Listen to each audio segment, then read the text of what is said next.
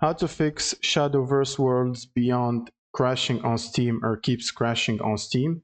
So first you want to go to your library and right click on the game, go to properties, and in the general tab here you will need to specify -dx11 under the launch options. And then you want to go to installed files and click on verify integrity of game files and wait for it to finish this verification process.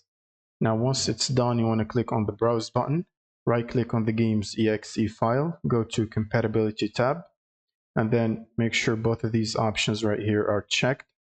Click on apply and OK. Now you can close this and try to play the game again. Now if the crashes still persist, here is a second solution.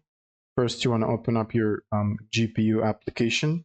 So if you have an NVIDIA GPU, you'll most likely need to install NVIDIA app. Go to drivers section and then click on this arrow to check for the latest updates and make sure to download and install the latest GeForce Game Ready driver.